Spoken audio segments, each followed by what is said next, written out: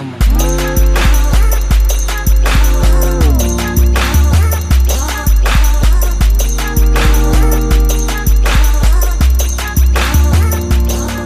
everyone, or at least half of you.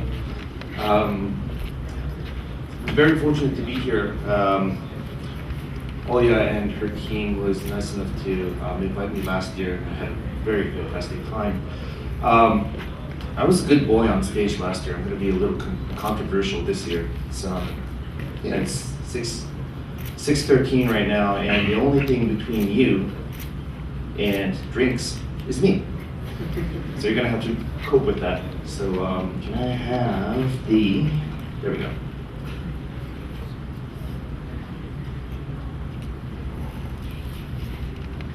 What? Okay, right. So I was told there's a glitch in my program that I passed over. So let me talk about my 2 weeks here in Europe and Russia. So I'm this global innovation guy who, after a post-merger with a very large media company in London, has been traveling in 5 time zones for the past 10 days. I'm quite tired, but I'm very excited to be here in Moscow. But I was in Warsaw 3 days ago. Before that I was in Graz partying with some conference organizers who were in their 20s. They knew how to throw a party, and I could have been their father's age. So I come from that, and I'm a little tired here, so I'm sitting down, just gaining my energy as this technical glitch is being fixed. So Harold and I go back 5-6 years. He's the first one who actually pulled me onto stage in New York when he was speaking at the MMA, Mobile Marketing Association, and I had nothing to do with the conference, but he said, "Okay, why don't you come on board?" And he just pulled me onto stage, and he was very nice to have given me half of his 15-minute presentation time of 7.5 minutes to speak about Japan. Basically, from then, this speaking arrangement has been an addiction. And what I talk about, I hope it will become an infection. So you could spread it virally. That's, I guess, my motivation of doing speaking arrangements. As time is ticking by and my presentation doesn't come up, I'll talk about something else too. I travel so much I can't live without a watch. That's why I have a watch. But the thing is, it has to be relevant. It doesn't have to be a full package. It doesn't have to be jewelry for that sake, Sorry. But the thing is, it just needs to fit a perfect niche in your life that you just become so damn attached to it. So forget about having a full package. You buy, for instance, like a machine, a PC, right? The first thing that I do is delete all the programs in there. Don't you? We don't need a full package. Do you need a full package? I don't use the full package anyway. The thing is, what is relevant to your lives in the way that you live your lives will be the wearable that fits that need is the thing that you fall in love with. I don't need a full packaged wife. I love my wife because she fills a niche in my heart that she does very well. She's my wearable. I'm very attached with her emotionally. And that's what I think, we have become so attached to our mobile phones. Look at your mobile phone, look at all the apps in there. Do you use all of them? Who uses all of the apps on your top screen? How many on average do you use? 2, 3? 3, 4? It's basically Facebook, Twitter, your news site, your music app, and camera, yeah. Oh, and messaging, right? Those are essentially the things that you only need, 5 or 6, and it's done. You don't need a full package thing because you're gonna get bored with it. People love buying full package things because they think they want it in the first place. But then again, it's not gonna work in the end.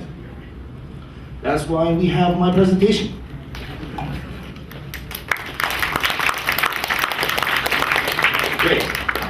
Okay, and Oya was so nice to say I'm going to talk about Internet of Things, but have a longer story, so I'm going to sort of like go against her will. Sorry, Oya. Okay, see if I could get the click to work. Good. All right, so my name is Shimada. I come from Tokyo. I was born and raised in New York and New Jersey. That's why I'm one of those very rare people, besides Fujita-san, who speaks English in front of people like yourselves. Okay, so I'm the Global Director of Innovation Business Development at the Future Communications Department at actually an advertising agency, or a creative agency called Dentsu. We just spent $4 billion US acquiring Aegis Media out of London, and we're one big company right now of about 30,000 people. I'm also the regional director for Japan of a startup called Wearable World. They do events around the world. I'm not going to do a promotion today because I'm at MBLT. All right, so going on, this is me. I travel the world speaking about innovation. I've been doing so since I've known Harold, talking about innovation in Japan and why it should be relevant to whatever you guys are doing. Because the things that I will be talking to you about is not some cool gadget, it's not some service, it's not some full package waha. It's about how to create a mobile ecosystem, or an ecosystem that will be relevant to not only you as people, as customers or clients, be relevant to the way that you make a sustainable market, which will in the end matter to you all. Because unless you create that mobile ecosystem, it's like, fuck you. You don't need a device. You don't really need a device that you're going to be able to, you're going to spend like $300, $400 and throw away like in 6 months. So, we're here right now. Is that right? Sort of right, okay. So I've traveled in 27 countries. I've spoken after Harold pulled me on stage in New York. I've done 87 speaking arrangements since then. And I speak about this little country of about 138 million people called Japan. It's a homogenous society. Who has been to Japan before? Good people. I should have more. But for people who have come to Japan, maybe you've realized that one side it's a traditional country, but on the other hand, it's very, very innovative. It's because it's not creating the full thing, full package. It's not creating, waha jewelry.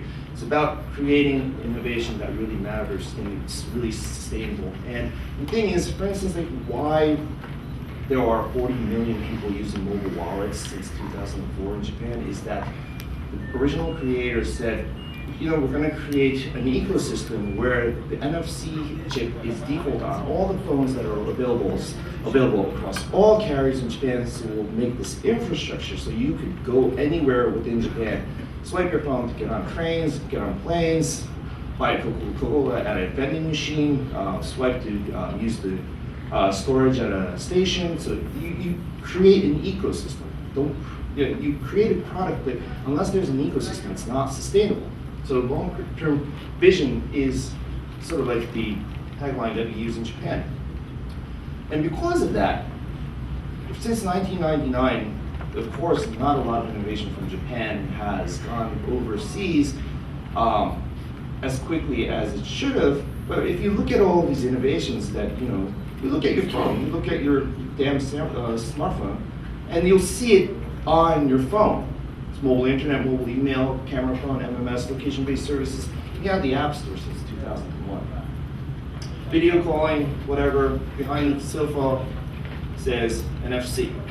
Everybody's trying to put NFC on their phones right now. Why isn't it working? Everybody wants a cut of the pie. Banks raise their hand and say 1.7%. Credit card companies say, well, I want 2%. Handset manufacturers say, I want 3%. You aggregate all of that, and it makes like 20%. 20% of a 100 ruble purchase goes to the stakeholders. It's not going to work. The thing is, you've got to create an ecosystem, you've got to create an economy to make things work sustainably. So, after you make a sustainable economy and an ecosystem, then you have millions of people swiping their phones to get on trains, board planes. You could go to McDonald's, any McDonald's in Tokyo or nationwide, swipe your phone to get a coupon. Second swipe, you can make a payment. There's over 20 million people using this every day. Why can't you do it here in Russia? There's no reason you can't. It's just that you're focusing on a specific app, a specific hardware. Forget all about that. How can you come together to formulate an ecosystem to make this damn thing work? It's not about wearables, it's not about apps anymore. It's about how you create an ecosystem that it makes your mobile society sustainable. Think about that. And of course we had like digital broadcast with sleep standard on all the phones, that's why. It's not meant for football, the ball is so small, but then again you can get some highlights on this. But then again, in order to create an ecosystem, you also have to put together this habit loop. Who knows about Chris Duhigg and this book called The Power of Habit? It's about this mouse experiment and how it affects the mouse's habit. Give it chocolate, give it a cue, it'll go after the chocolate after a cue because the chocolate is the reward. You repeat that so often that the mouse, without, for instance, a gate, he'll go after the cue, and immediately when he hears the cue, he'll automatically imagine the reward. You have to create that craving habit, the habit loop, in your consumers, your clients, your loyal followings, because you cannot entice your consumers and clients with sexy things anymore. You have so many competitors. So I talked about an ecosystem where these things flourish, but then again, the ones who make a craving habit out of usage of your apps and so forth will be the ones that stay, for instance, on your mobile phone. So that's what Facebook did really well. That's what Twitter did really well. So think about that. Whatever you create, does it go through this cycle? Think about that. So we've been able to do that really well. That's why the Japanese mobile market, in terms of VAS, it's about 7.3 billion US dollars. Advertising is about 1.2 billion, and commerce is a whopping 11.8 billion dollars. So now you're thinking, you know that Japanese guy on stage who speaks English? He's crazy. He's really strange. And Japan's like, it's like totally strange. It doesn't really, doesn't relate to whatever is happening here in Russia or the rest of the world. But we're not strange people. Although we have people who worship the iPhone, iPhone is the best-selling smartphone in Japan, and it's the only country where iPhone sales exceeds Android phones. We're building Android phones for seniors, big buttons, a lot of displays, and it only packages apps and services that are relevant to your seniors. In terms of like Foursquare, this is a Shibuya crossing where about 3,000 people cross within a 2-minute time. So it's the busiest crossing in the world, but it's also the most checked-in place on the earth. And we're also known for the fastest tweets per minute. This was an animation that was shown, and everybody tweeted at the same time back in August 2nd, 2013. So we love Western apps and services. So I've been talking about what Japan has done, and from my point of view, what we've done right. Now forget about all of that. Now let's go into the fun stuff. So what should be relevant to you? What should you be looking out for? Tell you a little something about that. I come from an advertiser, and I really don't give a shit about my advertising side of my company, because I'm the innovation guy, so I have to be looking forward.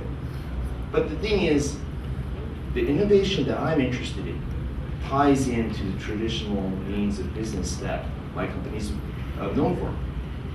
For instance, you see like advertising wrappers around buses. Of course, it has an impact, but that's something that you have to paint over and over and over, and it's a lot of cost. But the future of all this can be in the form of audio, please.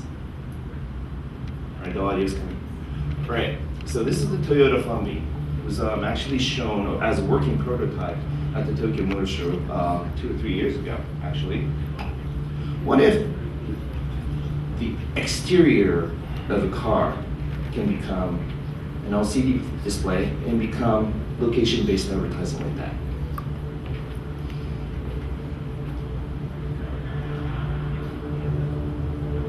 This is not Minority Report.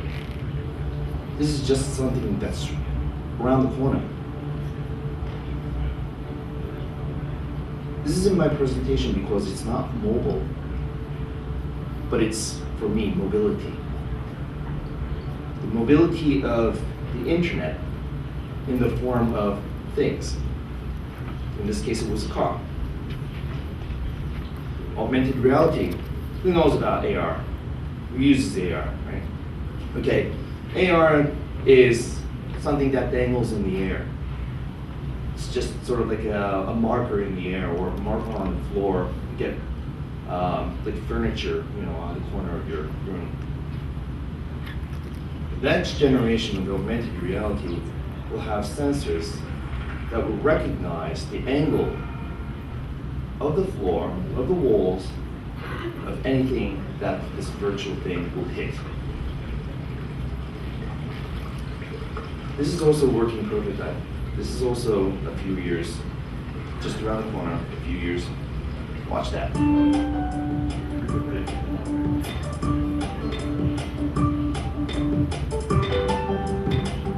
And you're probably thinking that's like, that's preset stuff, right? Now watch this.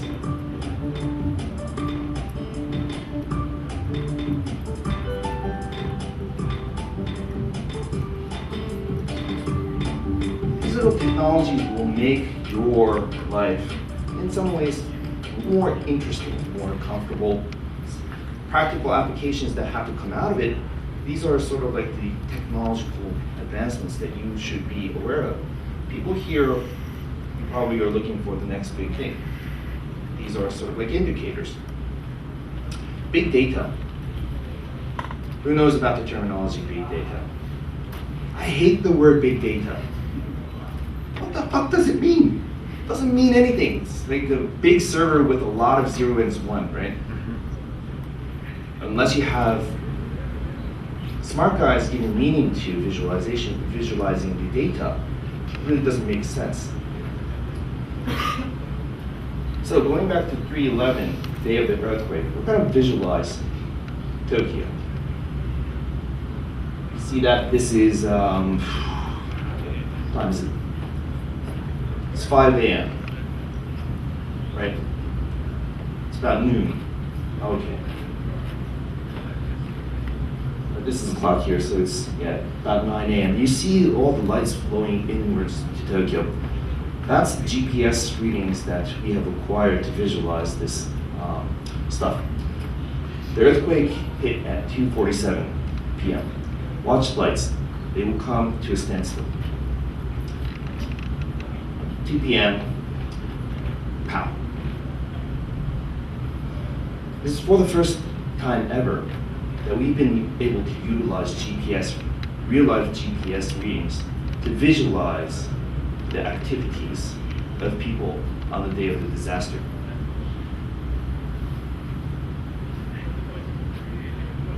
It's 9 p.m. You see these GPS readings, gradually going out, and you see that they're picking up now because at about 12 a.m. the train lines started to get back into service. The power of visualization gives new meaning to products and services. Everybody talks about big data. Talk about big data servers, solution providers, and so forth. But you don't have to be these big companies to make sense of the data that is called big data. For instance, like Dentsu, my employer, is actually looking into this kind of data and providing solutions for instance, like department stores to allow them to understand where the majority of their consumers are coming from and where they're going, how long they've stayed, and how long they're staying at a competitor's store. if we have a hypothesis of what we want to see from all this data, anybody could handle big data. Big data is a hotshot term. That any of you, if you have the minds and you have that issue right in your head and you want to solve a problem, you can do that right away. I love this quote from Albert Einstein. If you can't explain it simply, you don't understand it well enough. But looking at your typical Japanese person, we're not very outgoing people, and we don't speak English that well. So one of my colleagues created a pair of bionic cat ears 3 years ago. Early ages of wearables, for that matter. And it looked into, it utilized an EEG sensor, and it basically looked into your brain waves and identified signals that defined whether you're focused or relaxed, and took that and we just made a pair of bionic cat ears of them, of utilizing this technology. We sold a ton of these bionic cat ears, and I'm just going to tell you the numbers, but I'm prohibited from doing so, so that was a safe call. But it was actually named one of selected as one of the top 50 inventions of 2011 by Time magazine. But I'm not here to promote these bionic cat ears. It's about relevance. If you are able to look into your brain waves and identify certain kind of signals, right? You could use the kind of technology to help you, for instance, like remember things. And we as an advertiser, we're always looking into like new means of communication and helping people communicate or remember things because they want to communicate. So what we did was, we built this thing called the NeuroCam. It'll look strange, but it's a prototype. We identified just one state of the mind and quantified it, which is interest. For the first time ever, we've been able to say, on a commercial level, we can identify your interest level from a 0 to 100 level. So whenever your interest level actually exceeds 60, it triggers the video cam.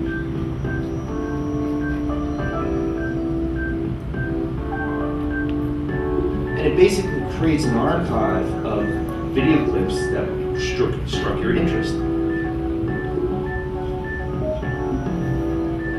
And talk about the quantified self.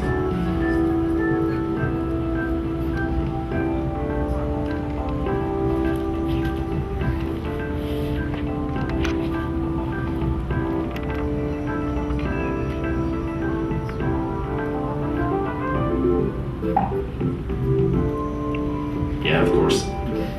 These stories always have a good ending. This is not the second generation or third generation or 10th generation or 20th generation of imagination that you'll never see while you're alive. We built a working prototype on this, being able to quantify the level of interest. Not only interest, but we've been able to identify stress, concentration, drowsiness, and I forgot the fifth one. So, the thing is, when you talk about wearables, of course, wearables can fit a certain niche, will fit a certain need. You see, these kind of applications not fit for everybody. I'm not going to have my grandma wear this. But the thing is, there are certain needs that these kind of things can fulfill. It doesn't have to be the full package that I've been bitching about for the past 20 minutes. I know I'm speaking over time, sorry. I'll move forwards.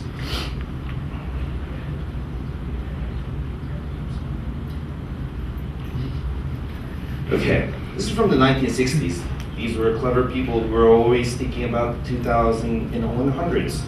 These are the first guys who came up with the first concept of wearables. Wearables should be fun, I think. But they should be smart. So I'm gonna show you something that will be probably very interesting to you. It's because It's not your normal manufacturer that's coming up with these things anymore. I have the right to say so because I'm from an ex-Japanese manufacturer. I know the manufacturing mentality. Push, push, push, push, push, push. I want to push things in your face. But with the outlook of the wearable market becoming about like 30 billion by 2018, there'll be so many entrants from unfathomed industries and categories. It'll be really, really interesting for us to be able to engage with. For instance, like normal apparel brand makers will come up with their wearables. And the video that I'm going to show you now is by an eyeglass maker who used to make plastic or like metal lens, metal frame eyeglasses.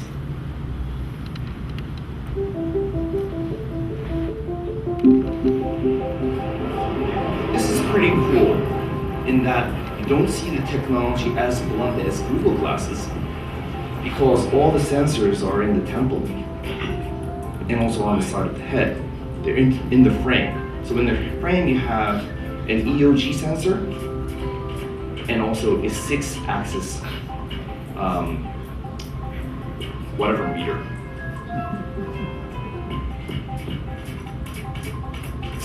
The company is called Jins. It's run by a guy in his 30s. He's been very, very progressive. He's very, very, very innovative in bringing very cheap eyeglasses, but really cool, awesome stuff to the market. So these guys are the guys who will come to the market and say, nobody's gonna buy a $1,500 glass that says glass, but it doesn't come with glasses, right? It's just something that fits on your head. By the way, you probably have not noticed, but it can track your drowsiness and track your eye movements without having a blunt camera facing your eye. See, what you see right here is the actual product. It's not as geeky as Google glasses. It's not as geeky as Oculus VR. It's the typical eyeglass that you are looking at, which communicates via Bluetooth LE, where you can see the quantified self. This is something that everybody wants. It's a replacement to what you're wearing right now. You don't have to take a big leap and say, maybe I'm not really sure that I want to wear Google glasses. I'm not really sure. It's your typical eyeglass that will replace Google glasses. It's so natural for you to wear. And this is the next generation of infrastructure. We're calling it IoT now, but forget about IoT. It'd be natural for us to engage with the internet through normal things that we wear now. And finally, some people call it ugly, but I think it's really cool. It fills a certain niche. It's not your full package. It's not sexy for any people, but for me, as a person who loves Nissan cars, it's my game.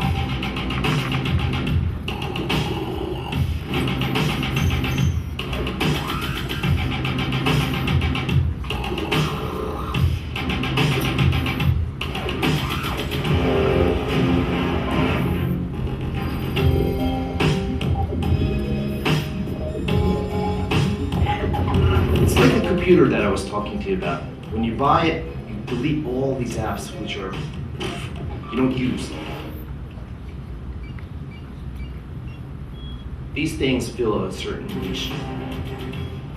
These things, for me, as a driver who likes to step on the pedal on the Autobahn and do 230 kilometers per hour, this is my buddy.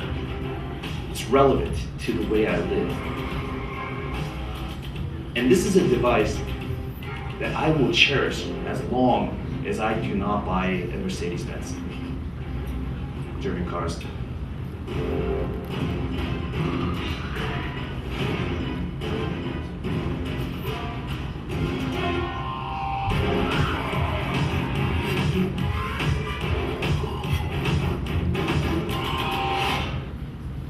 So, I hope it didn't bore you. That's my son. He's 2 curious and 8 months old.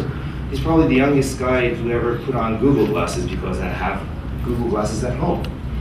I engage with these things to basically understand why these things come out into the market and why and how we can engage with it and to create something out of it. I'm of course utilizing the Google glasses. I'm very much interested in jewelry type wearables. I also have the Samsung Gear, of course. But I have to come on stage at 6:28 p.m. before you guys get so fucking bored you leave the room. I'm not gonna let you do that. That's why I've been a little controversial, but I love you all. Thank you so much.